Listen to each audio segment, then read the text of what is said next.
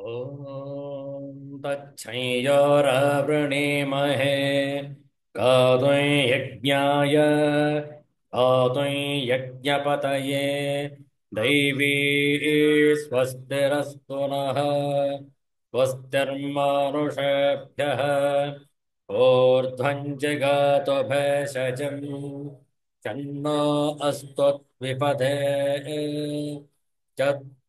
चतुष्पदे ॐ शान्तिः शान्तिः शान्तिः ॐ सहना भवतु सहनौ भुनक्तु सह वीर्यङ्करवावहै तेजस्विनावधीतमस्तु मा विद्विषावहै ॐ शान्तिः शान्तिः शान्तिः हरिः ॐ श्रीगुरुभ्यो नमः हरिः ॐ Universal prayer. O hidden life, vibrant in every atom. O hidden light, shining in every creature. O hidden love, embracing all in oneness. May each who feels himself as one with thee know he is also one with every other. Om Shanti Shanti Shanti. Into Magha ಬಹುಳ Dashami ಆದಿತ್ಯವಾಸರ February ತಿಂಗಳ 23ನೇ ತಾರೀಕು 2025ನೇ ಇಸವಿ ಭಾನುವಾರ. ನಾಳೆ ದಿವಸ ಪವಿತ್ರವಾದಂತಹ ಏಕಾದಶಿ ವ್ರತ.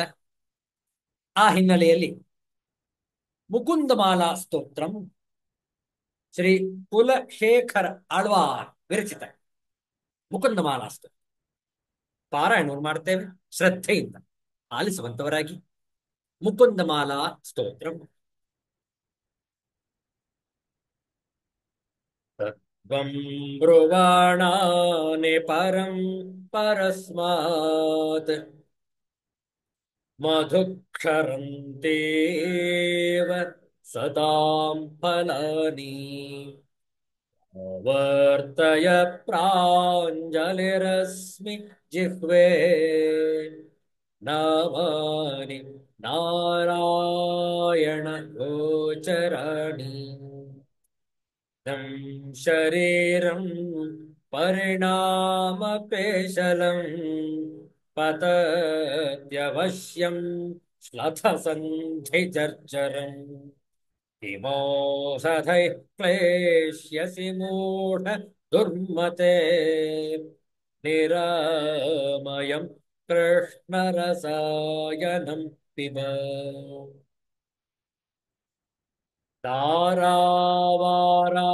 दारावाराकरवरसुत ते तनूजो विरिञ्चः स्तोता वेदस्तव सुरगणः सत्यवर्गः प्रसादः मुक्तिर्माया जगदविकलं तावकी देवकी ते माता मित्रं वलरिपुसुतस्त्वय्यतोऽन्यन्न जाने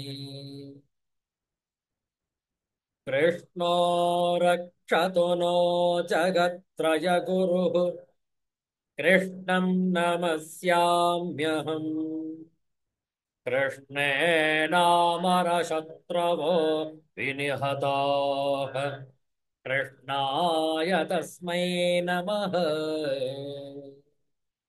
कृष्णादेव समुत्थितं जगदिदं कृष्णस्य दासोऽस्म्यहम् कृष्णे तिष्ठति सर्वमेतदखिलम् हे कृष्ण रक्षस्व माम् हे कृष्ण रक्षस्व माम् हे कृष्ण ರಕ್ಷಸ್ವ ಮಾಂ.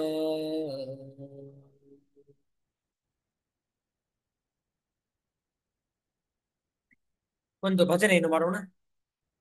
ನಾವು ಹೇಳಿಕೊಡ್ತೇವೆ, ತಾವು ಪುನರಾವರ್ತಿಸಬಹುದು.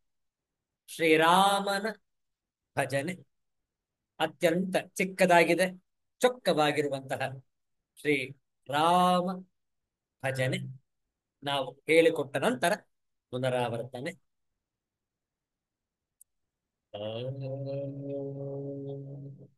ಜಯ ಜಯ ರಾಮ, ಜಯ ರಘುರಾಮ.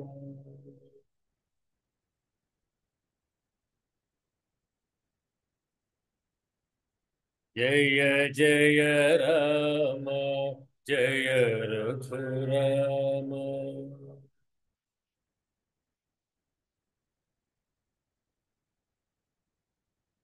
सीताराम श्री रघुराम.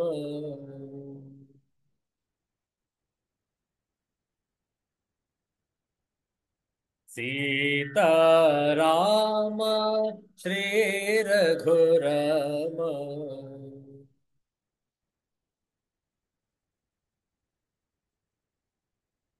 जय जय राम, जय रघुराम.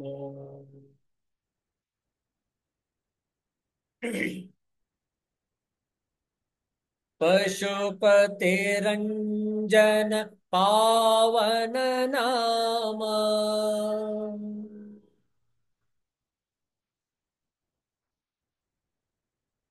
पशुपतिरञ्जन पावन नाम.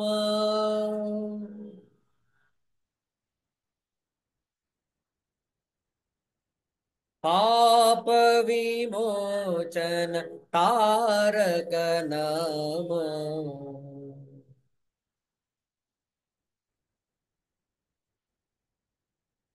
पाप विमोचन तारक नाम.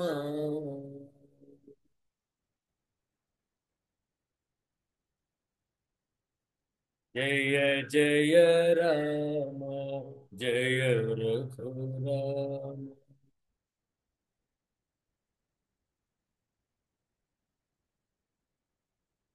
राम राम राम.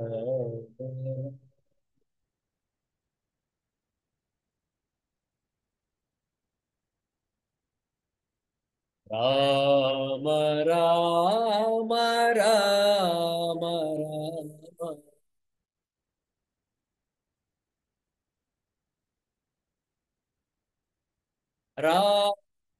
राम राम राम राम.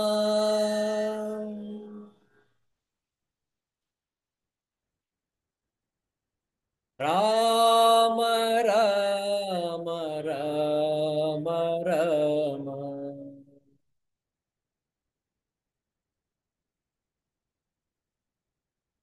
राम राम राम.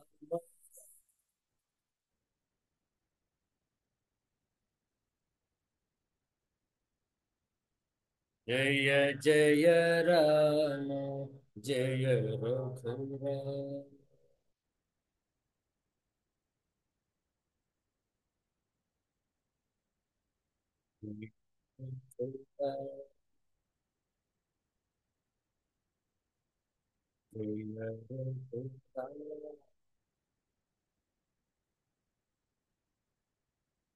अयोध्यापति श्री रामचंद्र महाराज की जय. सिद्धांत अवधूत चिंतन श्री गुरुदेव दत्त. जय जय रघुवीर समर्थ श्री सद्गुरुनाथ महाराज की जय. हर हर नमः पार्वती पतये, हर हर महादेव ಶಂಭೋ. ಶ್ರೀಮದ್ ಭಗವದ್ಗೀತೆಯ 13ನೇ ಅಧ್ಯಾಯದ ಕೆಲವು ಶ್ಲೋಕಗಳ ಪಾರಾಯಣ. 13ನೇ ಅಧ್ಯಾಯದ 20ನೆಯ ಶ್ಲೋಕದಿಂದ ಆರಂಭ. ಕಾರ್ಯಕರಣ ಕರ್ತೃತ್ವೇ, ಆ ಶ್ಲೋಕದಿಂದ ಆರಂಭ 24ನೆಯ ಶ್ಲೋಕದವರೆಗೆ, 20ರಿಂದ 24 ಒಟ್ಟಿಗೆ ಪಾರಾಯಣ ಮಾಡುವ. ಓಂ ಶ್ರೀ ಪರಮಾತ್ಮನೇ ನಮಃ. ಅಥ ತ್ರಯೋದಶೋऽಧ್ಯಾಯಃ. ಕ್ಷೇತ್ರ ಕ್ಷೇತ್ರಜ್ಞ ವಿಭಾಗಯೋಗಃ. ಶ್ರೀಭಗವಾನುವಾಚ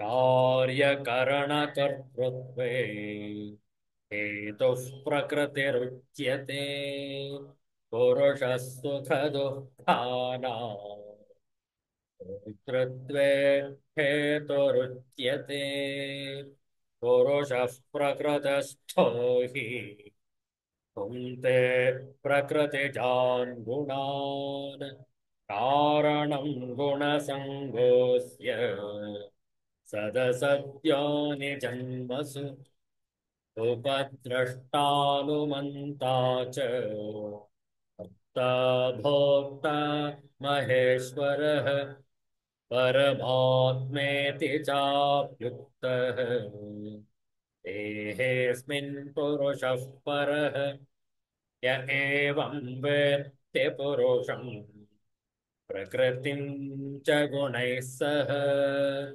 ಸರ್ವಥಾ ವರ್ತಮಾನೋಪಿ ನ ಸ ಭೂಯೋऽಭಿಜಾಯತೆ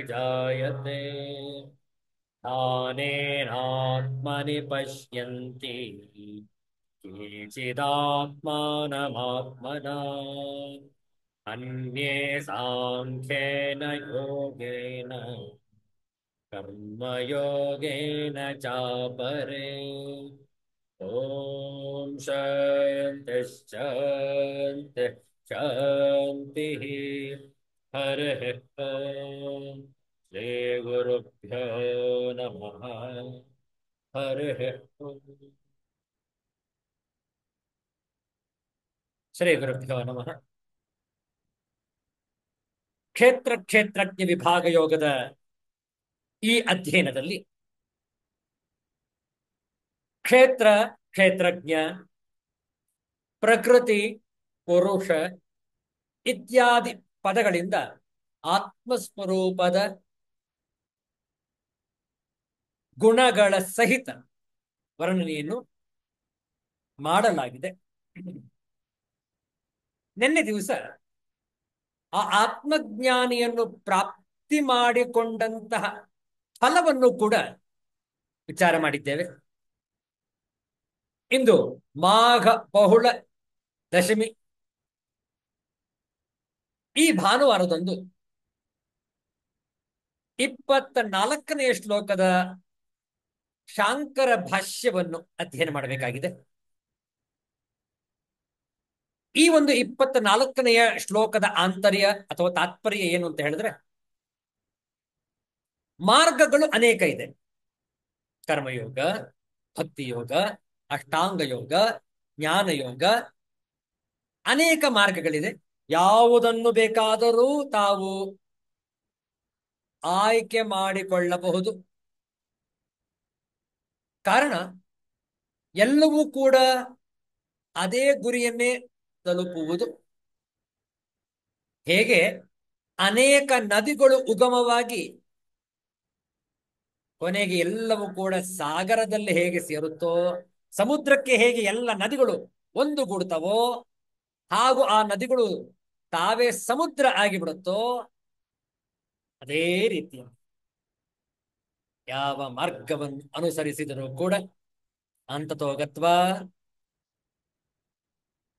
ಒಂದೇ ಪರಿಣಾಮ ಬೀರುವುದು, ಅದೇ ಮೋಕ್ಷ ಪ್ರಾಪ್ತಿ.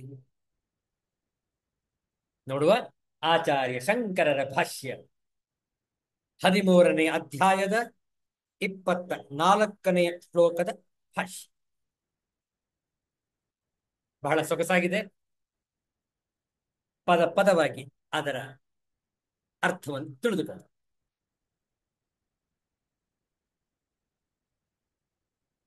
ಧ್ಯಾನೇನಾತ್ಮನೆ ಪಶ್ಯಂತಿ ಕೇಚಿದಾತ್ಮಾನಮಾತ್ಮನ ಅನ್ಯೇ ಸಾಂಖ್ಯೇನ ಯೋಗೇನ ಕರ್ಮಯೋಗೇನ ಚ ಅಪರೇ. ಧ್ಯಾನೇನ, ಧ್ಯಾನನ್ನಾಮ ಶಬ್ದಾದಿಭ್ಯೋ ವಿಷಯೇಭ್ಯಃ ಶ್ರೋತ್ರಾದೀನಿ ಕರಣಾನಿ ಮನಸಿ ಉಪಸಂಹೃತ್ಯ ಮನಶ್ಚ ಪ್ರತ್ಯಕ್ಷೇತ ಇತರೀ ಏಕಾಗ್ರತೆಯ ಯತ್ ಚಿಂತನಂ ತತ್ ಧ್ಯಾನಂ.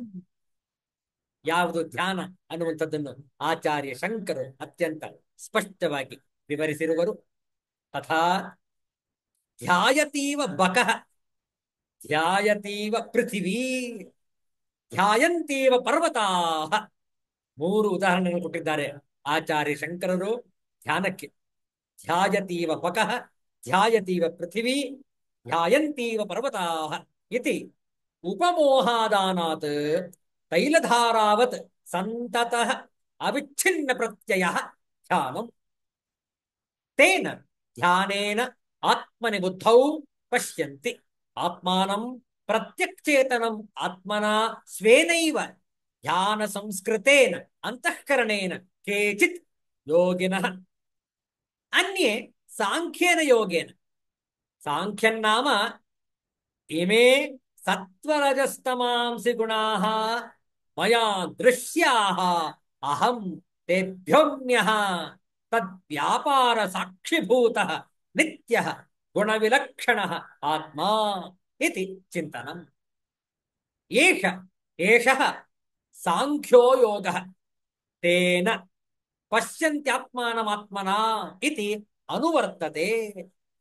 ಕರ್ಮಯೋಗೇನ ಕರ್ಮೈವ ಯೋಗಃ ಈಶ್ವರಾರ್ಪಣ ಬುದ್ಧ್ಯಾ ಅನುಷ್ಠೀಯಮಾನಂ ಘಟನಾರೂಪಂ ಯೋಗಾರ್ಥತ್ವಾತ್ ಯೋಗ ಉಚ್ಯತೆ ಗುಣತಃ.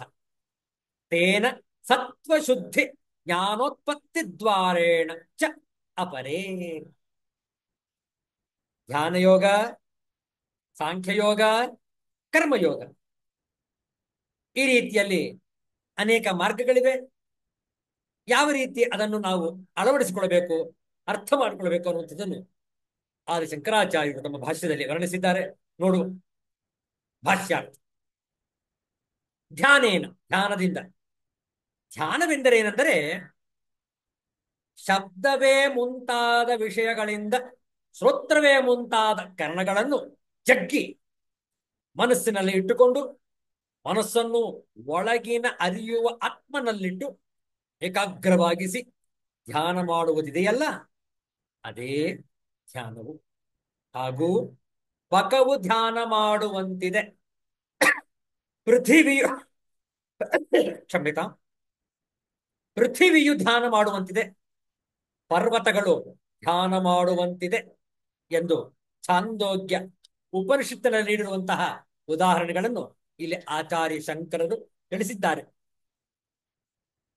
ಈ ಮೂರು ಉಪಮಾನಗಳನ್ನು ತೆಗೆದುಕೊಂಡು ಹೇಳಿರುವುದರಿಂದ ಎಣ್ಣೆಯ ಧಾರೆಯಂತೆ ಒಂದೇ ಸಮನೆ ಕಡಿವಡೆಯದೆ ಇರುವ ಅರಿವಿನ ಪ್ರವಾಹವೇ ಧ್ಯಾನವು. ಆ ಧ್ಯಾನದಿಂದ ಆತ್ಮನಲ್ಲಿ ಎಂದರೆ ಬುದ್ಧಿಯಲ್ಲಿ ಆತ್ಮನನ್ನು, ಒಳಗಿನ ಚೈತನ್ಯವನ್ನು ಆತ್ಮನಿಂದ ತನ್ನದೇ ಆದ ಧ್ಯಾನ ಸಂಸ್ಕೃತವಾದ ಅಂತಃಕರಣದಿಂದ ಕೆಲವರು ಯೋಗಿಗಳು ಕಂಡುಕೊಳ್ಳುತ್ತಾರೆ. ಮತ್ತೆ ಕೆಲವರು ಸಾಂಖ್ಯ ಯೋಗದಿಂದ. ನೋಡಿ, ಧ್ಯಾನ ಅಂದ್ರೇನು? ನಿಶ್ಚಲವಾಗಿ ನಿಂತಿರುವ ಪ್ರಾಣಿಗಳನ್ನು, ವಸ್ತುಗಳನ್ನು ಧ್ಯಾನಿಗಳಿಗೆ ಉಪಮಾನವಾಗಿ ಕೊಟ್ಟಿರುವುದರಿಂದ ಹೊರಗಿನ ಅರಿವಿಲ್ಲದೆ ಒಂದೇ ಸಮನೆ ಚಿಂತಿಸುವುದೇ ಧ್ಯಾನವೆಂದು ನಿಶ್ಚಯವಾಗುತ್ತದೆ.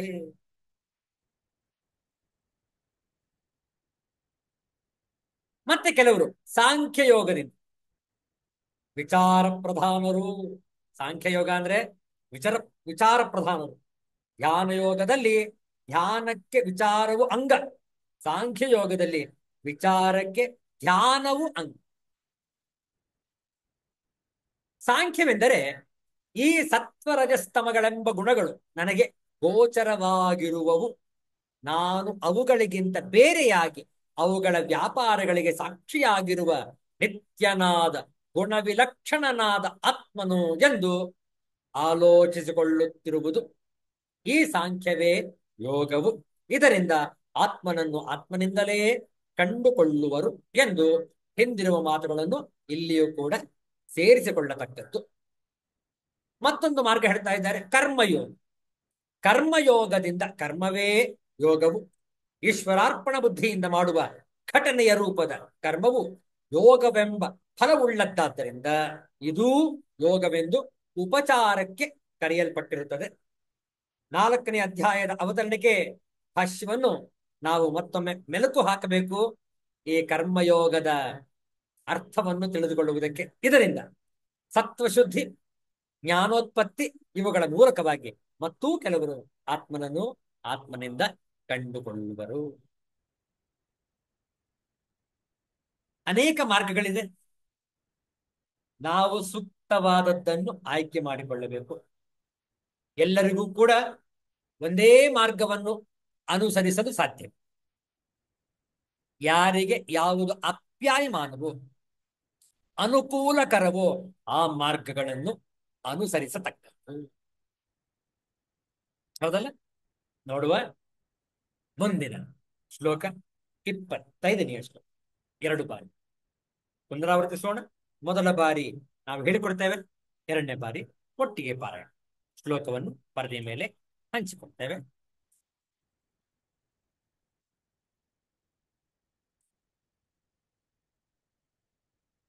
ಇಪ್ಪತ್ನಾಲ್ಕನೇ ಶ್ಲೋಕ ಇದು. ಈಗ 25ನೇ ಶ್ಲೋಕ ನೋಡಿ, ಹೇಳಿಕೊಡ್ತೇವೆ.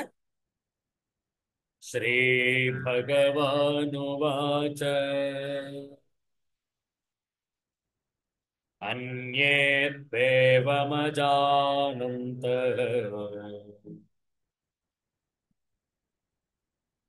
ಶ್ರುತ್ವಾನ್ಯೇಭ್ಯ ಉಪಾಸತೆ ತೇಪಿ ಚಾತಿತರಂತ್ಯೇವ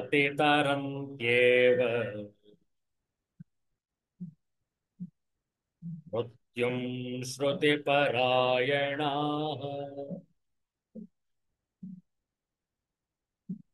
ಮತ್ತೊಮ್ಮೆ ಒಟ್ಟಿಗೆ ಹೇಳುವ. ಅನ್ಯೇ ತ್ವೇವಮಜಾನಂತಃ ಶ್ರುತ್ವಾನ್ಯೇಭ್ಯ ಉಪಾಸತೆ ತೇಪಿ ಚಾತಿತರಂತ್ಯೇವ ಮೃತ್ಯುಂ ಶ್ರುತಿಪರಾಯಣಾಃ.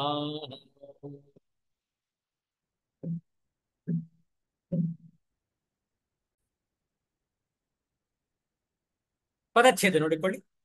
ಅನ್ಯೇ ತು ಏವಂ ಅಜಾನಂತಃ ಶ್ರುತ್ವಾ ಅನ್ಯೇಭ್ಯಃ ಉಪಾಸತೆ ತೇ ಅಪಿ ಚ ಅತಿತರಂತಿ ಏವ ಮೃತ್ಯುಂ ಶ್ರುತಿಪರಾಯಣಾಃ. ಮಹಾಪುರುಷರು ಹೇಳಿದಂತೆ ಉಪಾಸನೆ ಮಾಡಿದರೆ ಭಗವತ್ ಪ್ರಾಪ್ತಿಯಾಗುತ್ತದೆ ಎಂಬುದು ಈ ಶ್ಲೋಕದ ಆಂತರ್ಯ.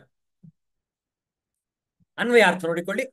ತು ಆದರೆ, ಅನ್ಯೇ ಇವರಿಗಿಂತ ಬೇರೆಯಾದ ಅರ್ಥ ಯಾರು ಮಂದ ಬುದ್ಧಿಯುಳ್ಳ ಪುರುಷರಿದ್ದಾರೋ ಅವರು, ಏವಂ ಅಜಾನಂತಹ ಈ ಪ್ರಕಾರವಾಗಿ ಅರಿಯದೆ ಇರುವವರಾಗಿ, ಅನ್ಯೇಭ್ಯ ಇತರರಿಂದ ಅರ್ಥ ತತ್ವವನ್ನು ಅರಿತಿರುವ ಪುರುಷರಿಂದ ತತ್ವ ಕೇಳಿ ಅದರಂತೆಯೇ ಉಪಾಸತೆ ಉಪಾಸನೆ ಮಾಡುತ್ತಾರೆ. ಅರ್ಥಾತ್ ಆ ಜ್ಞಾನಿಗಳು ಹೇಳಿದ ಪ್ರಕಾರವೇ ಶ್ರದ್ಧೆಯಿಂದ ಸಾಧನೆ ಮಾಡುತ್ತಾರೆ. ಚ ತೇ ಮತ್ತು ಅವರು ಶ್ರುತಿಪರಾಯಣ ಶ್ರವಣಪರಾಯಣರಾದ ಪುರುಷರು, ಪರಾಯಣಾಹ ಅಪಿ ಅವರು ಶ್ರವಣಪರಾಯಣರಾದ ಪುರುಷರು ಸಹ ಮೃತ್ಯುಂ ಅತಿತರಂತಿ ಏವ ಮೃತ್ಯುರೂಪಿ ಸಂಸಾರ ಸಾಗರವನ್ನು ನಿಸ್ಸಂದೇಹವಾಗಿ ದಾಟುತ್ತಾರೆ. ತಾತ್ಪರ್ಯ ನೋಡಿಕೊಳ್ಳಿ.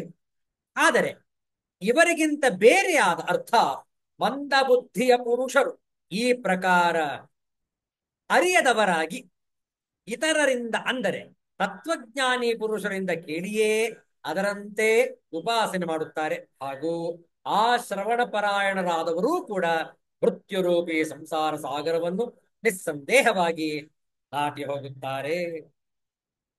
ನೋಡುವ ಹಿಂದಿ ಹಾಗೂ ಆಂಗ್ಲ ಭಾಷೆಯ ತಾತ್ಪರ್ಯ ಆನಂತರ ಈ ಸತ್ಸಂಗವನ್ನು ಸಂಪನ್ನಗೊಳಿಸೋಣ. ಈ ಶ್ಲೋಕದ ಶಾಂಕರ ಭಾಷ್ಯವನ್ನು ಮುಂದಿನ ವಾರ ವಿವರವಾಗಿ ನೋಡೋಣ. ಅನ್ಯೇತ್ವೇವಂ ಅಜಾನಂತಃ ಶ್ರುತ್ವಾನ್ಯೇಭ್ಯಃ ಉಪಾಸತೆ ते अपि च अतितरन्ति एव मृत्युम श्रुतिपरायणाः. ऐसे भी लोग हैं जो यद्यपि आध्यात्मिक ज्ञान से अवगत नहीं होते, पर अन्यों से परम पुरुष के विषय में सुनकर उनकी पूजा करने लगते हैं. ये लोग भी प्रामाणिक पुरुषों से श्रवण करने की मनोवृत्ति होने के कारण जन्म तथा मृत्यु पथ को पार कर जाते हैं. Again, there are those who, although not conversant in spiritual knowledge, begin to worship the Supreme Person upon hearing about Him from others. Because of their tendency to hear from authorities, they also transcend the path of birth and death. ಈ ಶ್ಲೋಕದ ಶಾಂಕರ ಭಾಷ್ಯವನ್ನು ಮುಂದಿನ ವಾರ ಭೇಟಿಯಾದಾಗ ನೋಡೋಣ. ಶಾಂತಿ ಮಂತ್ರ. ಓಂ ಅಸತೋ ಮಾ ಸದ್ಗಮಯ ತಮಸೋ ಮಾ ಜ್ಯೋತಿರ್ಗಮಯ ಮೃತ್ಯೋರ್ಮಾ ಅಮೃತಂಗಮಯ. ಓಂ ಶಾಂತಿ ಶಾಂತಿ ಶಾಂತಿ. ಹರಿ ಓಂ. ಶ್ರೀ ಗುರುಭ್ಯೋ ನಮಃ. ಹರಿ ಓಂ. ಮತ್ತೆ ಭೇಟಿಯಾಗೋಣ. ಎಲ್ಲರಿಗೂ ಒಳಿತಾಗಲಿ, ಎಲ್ಲರಿಗೂ ಶುಭವಾಗಲಿ. ಜೈ ಶ್ರೀ ಗುರುದೇವರು.